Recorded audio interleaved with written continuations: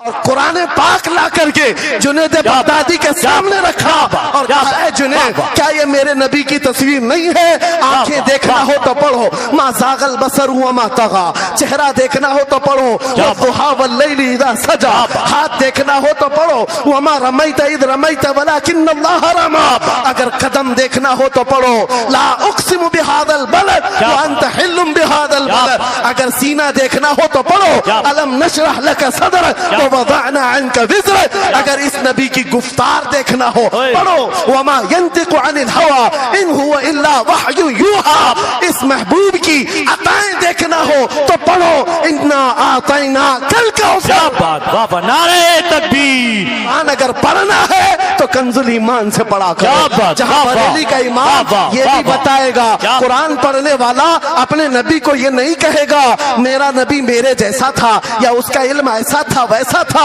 بلکہ بریلی کا امام بتائے گا قرآن پڑھنے والا اپنے نبی کو یوں کہے گا سرور کہوں کہ مالک و مولا کہوں تجھے، باغ خلیل کا گل زیبا کہوں تجھے، تیرے تو وصف عیب تناہی سے ہیں بری، حیران ہوں میرے شاہ میں کیا کیا کہوں تجھے، لیکن رضا نے ختم سخن اس پہ کر دیا خالق کا بندہ خلق کا آقا کہوں تجھے۔ ہمارا شیوا ہے پوری دنیا میں کہ صرف اور صرف رسول پاک کی غلام قوم ایسی ہے جو ایک منٹ میں پورا سناٹا طاری کر سکتی ہے۔ کسی نے ایک صاحب سے پوچھا تھا ویل ٹرینڈ فوج جو ہوتی ہے چاہے وہ امریکہ کی ہو کہ رشیا کی ہو کہ جاپان کی ہو چائنا کی ہو، ان سے پوچھا گیا کہ اگر 10,000 فوج کو صفوں میں کھڑا کرنا ہو اور ان کو ریڈی کرنا ہو تو آپ کو کتنا ٹائم لگے گا؟ کسی کے بارے میں کہا کہ امریکی فوج کے لیے ہمیں 4 گھنٹے لگ جائیں گے، ہم ترتیب دے دیں گے۔ رشین فوج کے لیے 3 گھنٹے لگ جائیں گے، چائنیز اور ایکٹیو ہیں 2 گھنٹے میں اپنی صفیں ترتیب کر لیں گے۔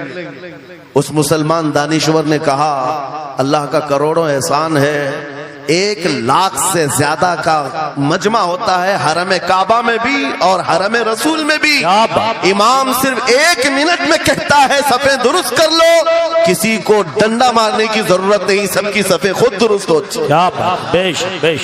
یہ قوم ہے جو اپنی صفیں خود درست کرتی ہے۔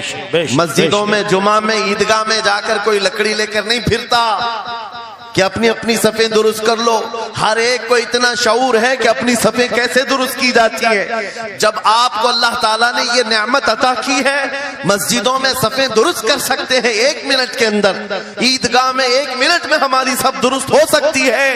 اے نوجوانوں دنیا کو یہ بتاؤ صرف مسجد اور عیدگاہ نہیں، دنیا کے ہر میدان میں ہم اپنی صفیں درست کر سکتے ہیں۔ سبحان اللہ، ہر میدان میں ہماری صف درست ہو سکتی ہے۔ یہ اللہ کی طرف سے دی ہوئی بہت بڑی نعمت ہے۔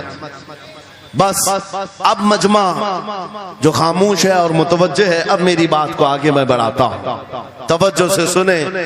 قرآنی علوم کے متعلق آپ کے سامنے چند باتیں رکھوں گا، اس لیے کہ مجھے کہا گیا بڑا پڑھا لکھا مجمع ہے اور مسلمان کے لیے پڑھا لکھا ہونا بہت لازم ہے، اس لیے کہ جہالت اسلام کا اپوزٹ ہے، جہالت اسلام کا اپوزٹ ہے۔ آپ کو ایک بات میں بتاؤں، جب بھی کہا جاتا ہے دور اسلام یعنی حضور صلی اللہ علیہ وسلم کی آمد کے بعد کے حالات کو دور اسلام کہتے ہیں، اس سے پہلے والے زمانے کو دور جہالت کہتے ہیں، جبکہ اسلام کا اپوزٹ تو کفر ہونا چاہیے، کفر ہونا چاہیے۔ یہ دور اسلام ہے اور اس سے پہلے دور کفر تھا، نہیں دور اسلام سے پہلے والے دور کو دور جہالت کہتے ہیں، اس لیے کہ بتانا ہے اسلام اور جہالت 2 اپوزٹ چیزیں ہیں، 2 اپوزٹ چیزیں ہیں، جاہل ہو اور مسلمان ہو اسے زیب نہیں دیتا۔ جس قوم پر آنے والی کتاب ہدایت کا پہلا لفظ اقرا سے شروع ہوتا ہے، اقرا بسم ربک الذی خلق، قرآن کا پہلا لفظ جو آیا ہے وہ کس نام سے آیا؟ پڑھو اپنے رب کے نام سے، پڑھو اپنے رب کے نام سے، اور علم نہیں ہے تو کچھ نہیں ہے تمہارے پاس۔ امام غزالی تو فرماتے الناس کلہم موتا الا العلماء، یہ سارے انسان مردہ ہیں، زندہ اگر کوئی ہے تو علم والا ہے، علم والا زندہ ہے۔ اور جہالت کی تاریکیوں میں بھٹکنے والے کی مثال ایسی ہی ہے جیسے اندھیری کوٹھری میں بیٹھا ہوا ہے، کہیں روشنی کا آنے کا انتظام نہیں، اس کے سامنے حلوہ رکھو کہ گوبر رکھو، دونوں برابر ہے۔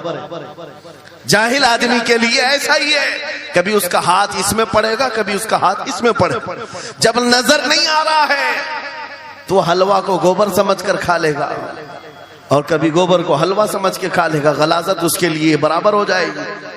لیکن علم کو کہا گیا العلم نور، علم روشنی ہے۔ جس کے پاس علم آتا ہے وہ تمیز سیکھ جاتا ہے، اس کے پاس اخلاق آ جاتے ہیں، وہ حلال و حرام کے فرق کو سمجھنے لگتا ہے، برے اور اچھے کے درمیان فرق معلوم ہونے لگتا ہے۔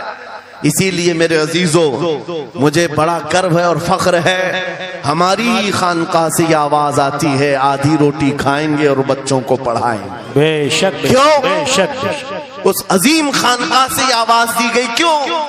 صرف اس لیے نہیں کہ تم بڑے ہو کر کے ڈاکٹر بنو گے، انجینئر بنو گے۔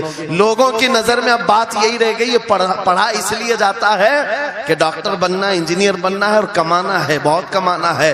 علم جو ہے آج کمرشل بنا لیا گیا۔ علم اس لیے نہیں، علم اس لیے حاصل کیا جاتا ہے کہ بندہ خدا کو پہچانے، کیا بات، بے شک بندہ اپنی حقیقت کو پہچانے، بے شک۔ زندگی گزارنے کے اسلوب